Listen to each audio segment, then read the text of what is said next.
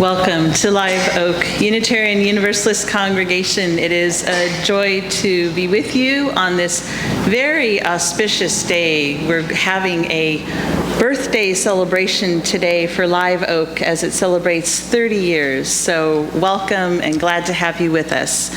We will start our time together by singing hymn number 1, May Nothing Evil Cross This Doors. Welcome to this very special celebratory Sunday. We are a very special congregation. There's something special about coming to a blank space and building your dream. We came here to this place with our visions, our dreams, and our hopes. We came with plans and ideas and hammers and nails. But mostly, we came with heart. This is the spiritual home that we have built and will always continue building, a place of safety and acceptance. What truly holds these walls together is our dedication, our vision, and especially our love. We extend the hand of friendship to all who come here today. We really love meeting newcomers and guests and visitors. We're also a very accepting group. We accept that not everyone who comes to visit is comfortable standing up and introducing themselves. And we do honor each other's preferences for entering into community. So if you are a visitor, perhaps here for the first or second time, or if you are an old-timer and haven't been here for a while and would like to just stand and say hi, or if you've brought a guest or visitor, this might be a good time to introduce them. So let's start on this side. Do we have any guests, visitors over here? Okay, how about here in the center? This is my daughter, Lori, visiting from Portland, Oregon. Welcome, Lori. Okay, over here.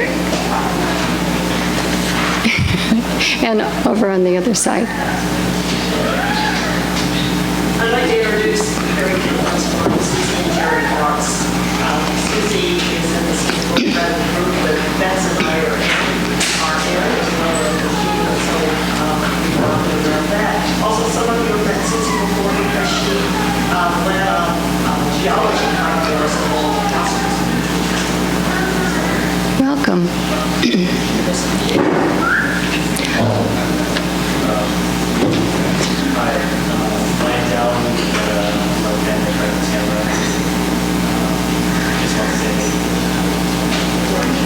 And Alan came from Long Beach to join us today. Welcome.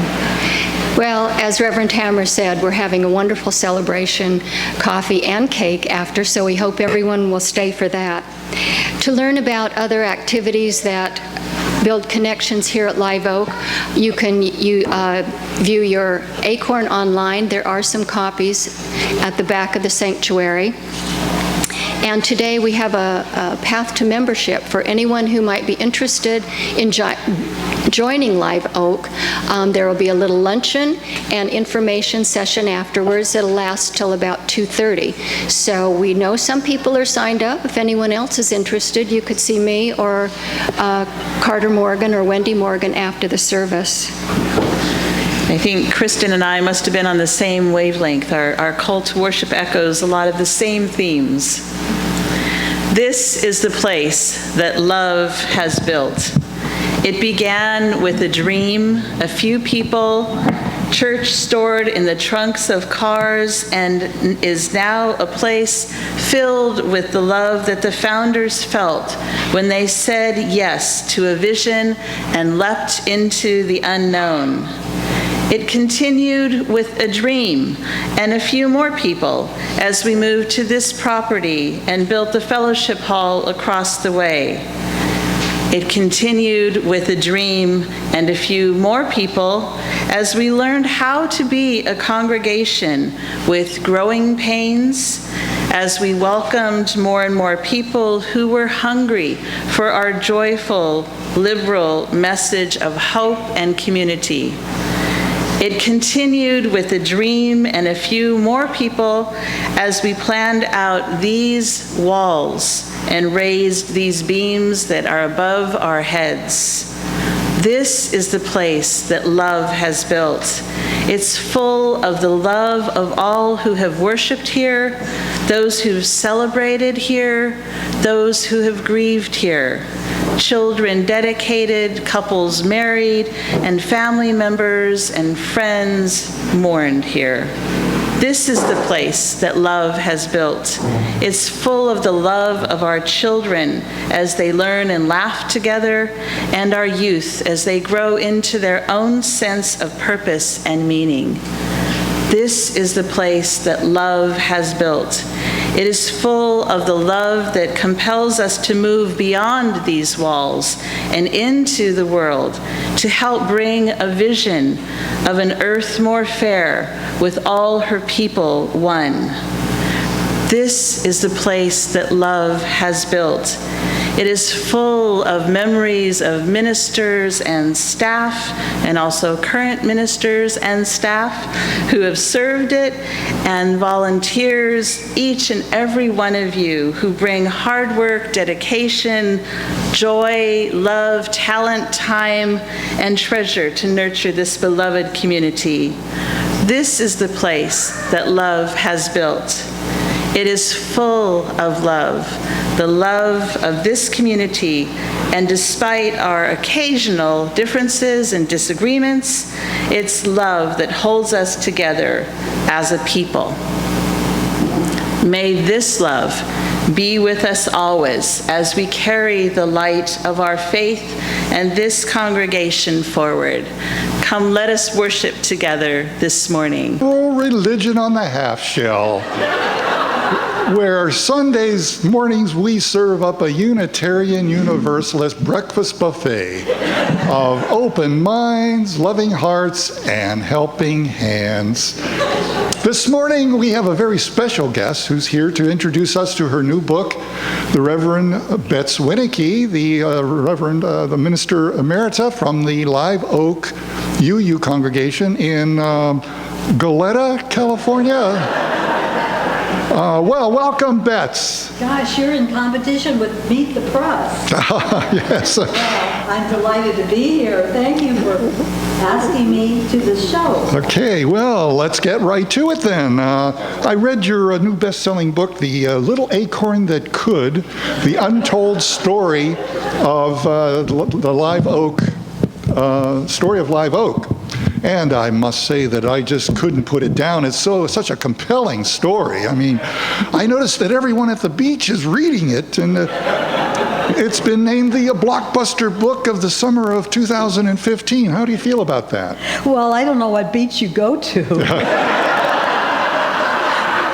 But I'm delighted that you saw that. I believe that the popularity of this book probably is indicative of all the growth that we're seeing at Live Oak with Reverend Tamara. Yes, so popular readings are always filled with adventure sagas and twists and turns, brave characters, fun-filled narratives, but Live Oak, Acorns, this book sounds like a book about botany or gardening, or it could be a children's book. Tell us more about the storyline of The Little Acorn That Could.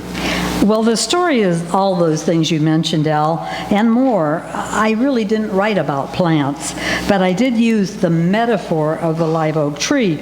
I tried to capture both the challenges and the rewards of growth, and of course the spunk and courage that heroic people, optimistic dreamers, they require all of these to lead expeditions into the unknown. Yes, well, now you have us interested. Tell us all about the epic saga of the Goleta Live Oak UU congregation. Well, I'd like to look back 30 years when the tiny little acorn rolled off the limb of the venerable Unitarian Society of Santa Barbara and bounced into the Goleta Valley. You know, we had to transplant ourselves 4 times in the first 7 years. Wow, uprooted and transplanted 4 times. Well, this certainly does sound like the beginning of a saga. Oh, you're right. It's a miracle we didn't die right there. So to survive, we knew we had to find a place to put down sturdy roots and stop this transplanting business. Well, so what happened? Well, after about 9 years, the Live Oak group daringly bought the farm. Wow. Literally. Yes. Well, it was a mini acre farm. They called it a mini farm, and it had a 75-year-old farmhouse with 150 producing avocado trees and a water tower. The asking price was originally $425,000. And back in those days, whoa, 1992, we thought it was exorbitant. And we had just 72 members. So our clever congregational negotiators drove a hard bargain and ended up paying just $290,000. Well, Kristen Ingalls happened to be one of those negotiators on the building committee and is going to be with us today.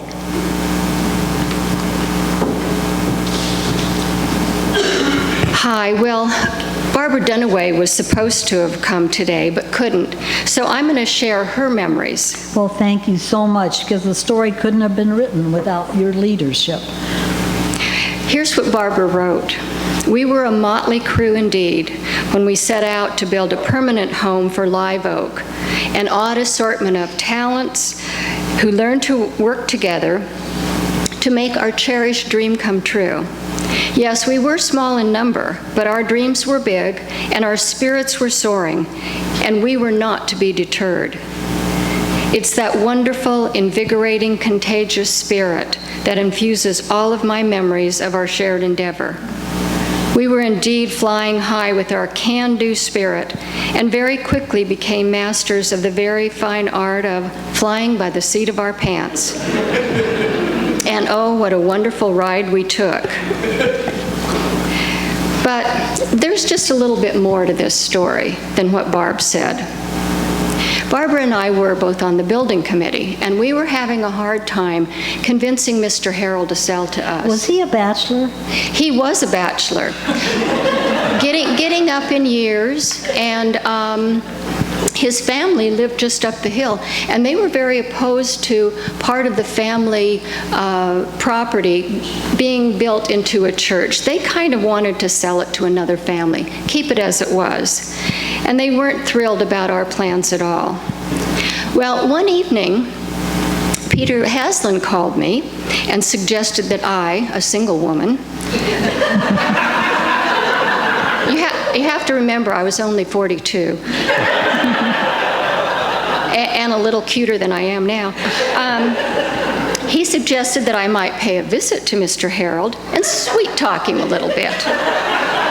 I was so insulted. I said, "What, are you pimping me to Mr. Harold?" Peter assured me he was not.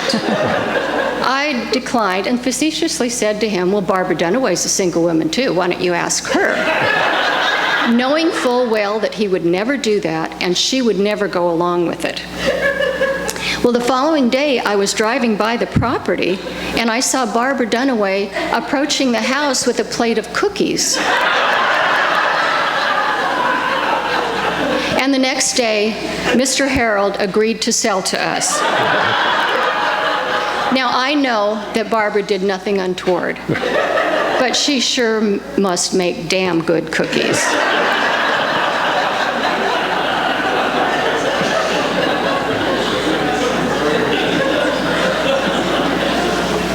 Now, Kristen, that's not at all how I remember the story.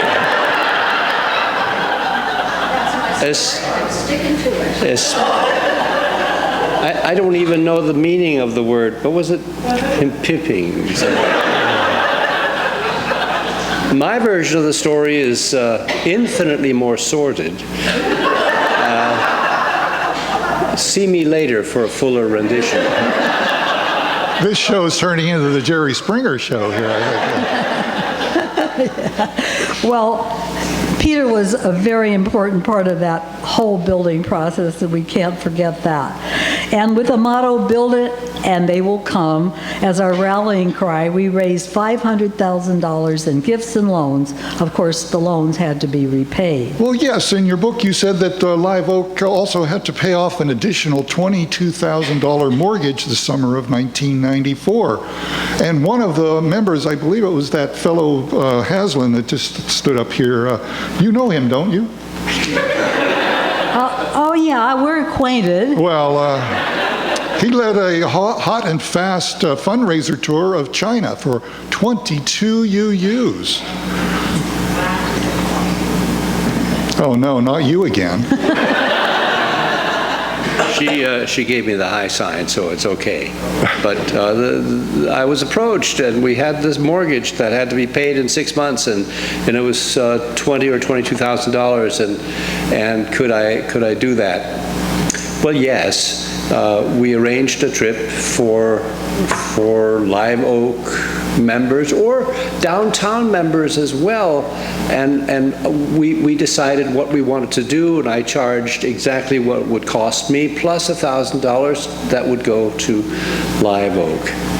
And we came back having earned $24,000. Now, this is not new math, but you're probably wondering, how did we get the extra $2,000? One of our members, Paul Lee, was in a Chinese antique shop when he found a beautiful but small Ming vase and said, I think I'm going to buy this for my wife, Sue. And I looked at him and said, you might want to check with her first. It's $2,000. And he said, doesn't matter. If she doesn't like it, I'll give $2,000 to the church.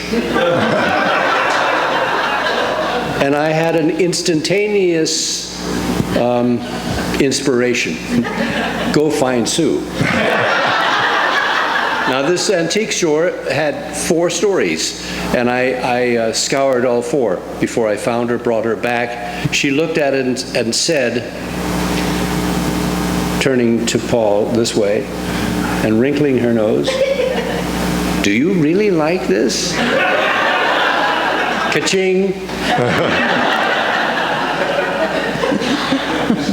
Well, going on with the story, you didn't have a contractor to oversee the work, so you had a troika of overseers, George Salinas, Norm Grant, Betty O'Malley, who oversaw the work of David Kruger, who was the son of the architect of this property.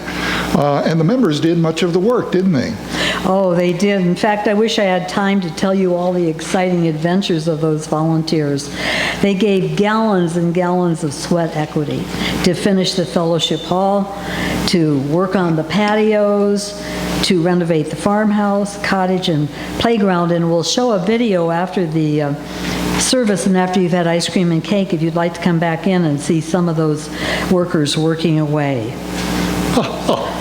I remember in your book reading about a description of a huge rented floor sander took some lively ladies for a wild ride as they finished the plywood floor in the fellowship hall. Oh, I wish there was time to name all those brave folks. I tell you, no matter what the cost of their dignity was, who graciously and bravely risked sprainbacks, blisters, splinters, cuts, and smashed fingers to finish the job. Well, we made it, and we moved in November of 1994. And when we finally settled in and moved in, we planted our own little oak tree. And this is what it looks like today. Ah, now we're getting to the gardening and the growth theme of the story. Al, it's a metaphor. The oak symbolizes strength. It's not about growing things. The sacred trust that develops and grows between members and their ministers is what creates shared ministry. And from the very first, Live Oak decided to be a full-service congregation. That is, one that always works with a professional religious leader. Yes, and due to prior commitments, most of the prior ministers could not be with us this morning, but we will have them here virtually. The first one, of course, is you, Reverend Betts Wienecke, who was the first settled minister from 1986 through 2004, and you are now the Minister Emerita. Next came Reverend Paul Beadle from 2004 to 2005 as interim minister. And after Paul was Reverend Erica Hewitt, who served from 2005 through 2012 as Live Oak's second settled minister. And after Reverend Erica came Reverend David Owen O'Quill, who was part-time interim during the 2012 period until Reverend Thomas Anastasi, who served as interim minister from 2012 through 2014. And now the current Live Oak congregational minister, Reverend Tamara Casanova Suzuki, who was called in 2014 as Live Oak's third settled minister. I just realized that's 6 ministers in 30 years. That's not bad. Yeah. Pretty good. I don't want us to forget that we had teaching congregation for 2 different times where we really gained and grew from having those young intern ministers who were training to become professional religious leaders. You probably remember Tina Grant, who was our first intern minister and was ordained by Live Oak in 2000 and is now a chaplain at Cottage Hospital. And Carolyn Price, who served as our second intern minister from 2002 to 2004 and was the minister at the Santa Paula congregation and then is the affiliate minister at the Ventura Church. By the way, I've heard Live Oak is hoping to get a 3rd intern next year. Well, you mentioned the importance of children in your book. Tell us about that part of the story. Well, one main factor for forming Live Oak was the determination of those founders to never ever not include children in activities, including the worship service. Children are and have always been Live Oak's most important asset, and they are its future.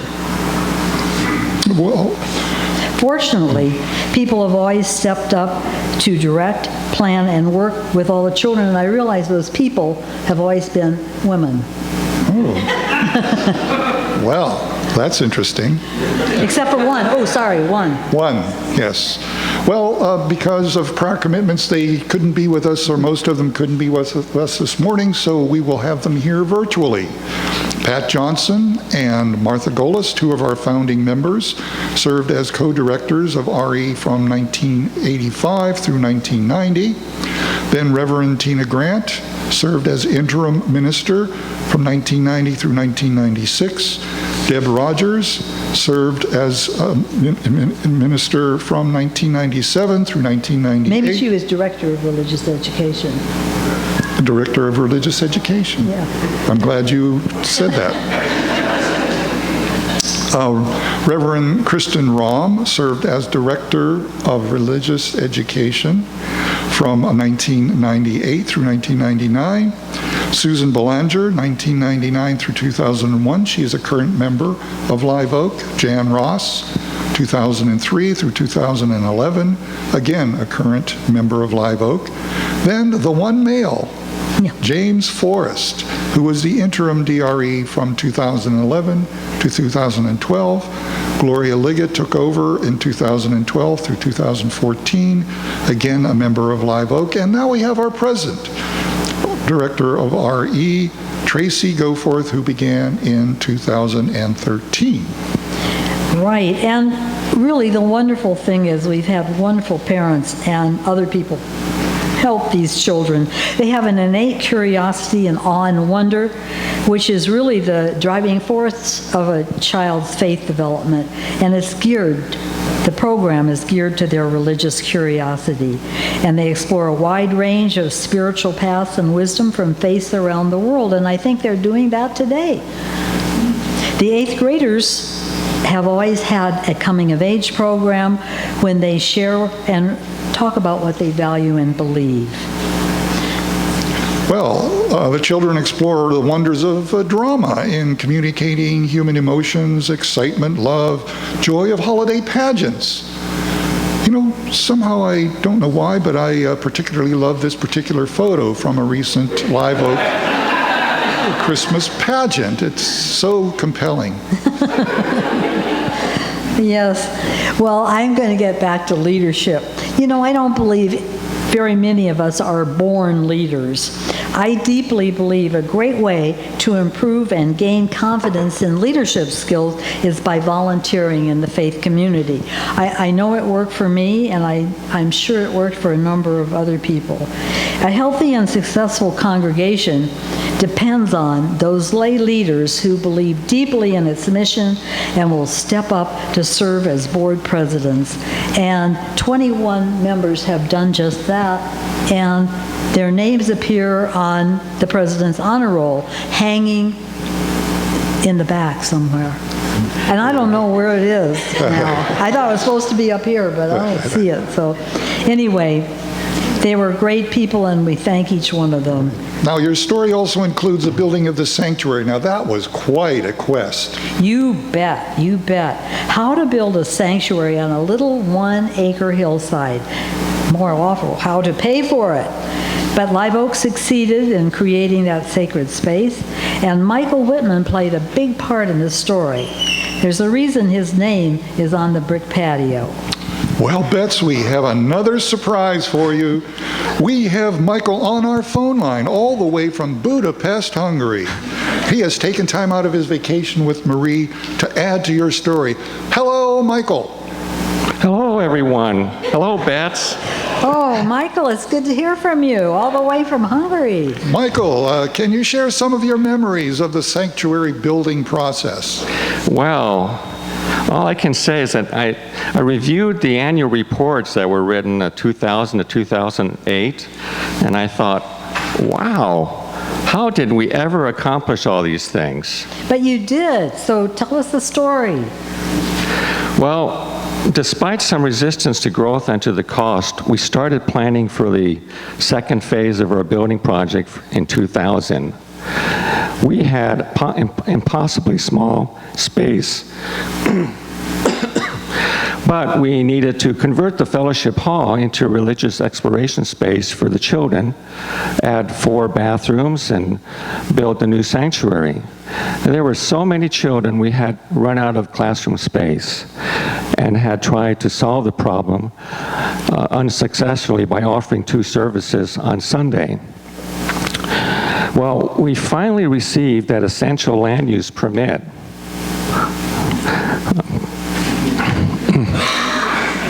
And there was a great cartoon I recall about permits. But we received the land use permit in 2006. 4 more restrooms were constructed between the farmhouse and the fellowship hall. And then we started the construction of the new sanctuary on April 15th, 2008. And we went through a lot of a series in 8 months of construction.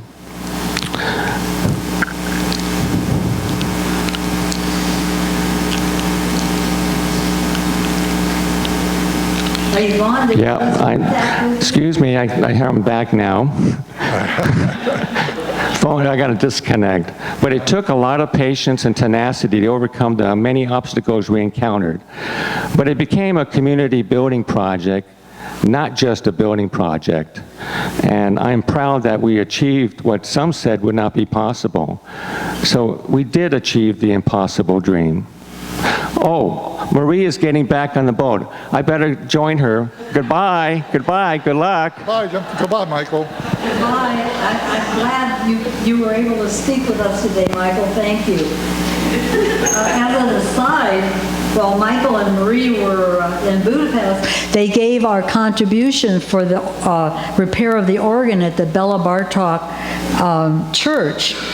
And you may wonder how we know about the Bella Bartok Unitarian Church's organ needing repair, but their minister is the Reverend Shandor Letta, who back in the 1990s was the minister of a church we partnered with in Petroșani, Romania, which was located in the Transylvania mountains. And Peter and I visited them there. Well, now your book has dedicated an entire chapter to helping hands, work done by Live Oak members. Tell us about that. Well, I can't not say that how love and compassion have really inspired members and friends to reach out and work with other faiths to address the issues of injustice and homelessness. Since the very beginning, children have helped collect food for the Head Start program in Goleta during Sunday services, and B. Hamlin has picked it up and taken them over there every Sunday too. Thank you, B. And volunteers have made and served dinners for those staying in the transition house for almost as long. Live Oak leases space to the nonprofit Friendship Center that offers daycare for dependent and aging adults since, I believe, 2010. Is that right? And it's not history, but that portable shower truck for the homeless in Goleta is another way that Live Oak members can reach out to the unmet needs of the larger community. Live Oak members have also participated in peace and social justice issues. Yes, I'm aware of that. I know that Live Oak has passed a resolution opposing the first strike military action by the U.S. against Iraq. They oppose Proposition 8 and are advocates for peace and justice at many public rallies. Since 2000, Live Oak has been an official UUA welcoming congregation, supporting and serving as an ally and advocate for lesbian, gay, bisexual, transgender, and queer people. And in 2013, Live Oak celebrated the interim minister, Reverend Thomas, and his partner, Bob Holler's wedding in our sanctuary. Now, you dedicated an entire chapter to the musical activities at Live Oak. Describe that. Well, I think music makes the heart sing and expresses what cannot be said. I don't know how many times people have told me, I don't know why, but I started crying during a song. And I know Tamara has the same experience. Generous anonymous piano fairies gave both the upright piano and the lovely grand piano as gifts to Live Oak. And how could Live Oak have kept on singing without John Sonquist all those years? Tom and Deb Lee's Song Tree concerts began in 2003 and delighted hundreds, if not thousands, of music lovers, both here at Live Oak and in the larger community, with a wide, wonderful variety of music. And now we have both adult and children's choirs, thanks to our talented music director, John Douglas. And I don't want to forget that we now have a Unitarian praise band. You know about praise bands, right? With Carter Morgan on drums and Paris on guitar.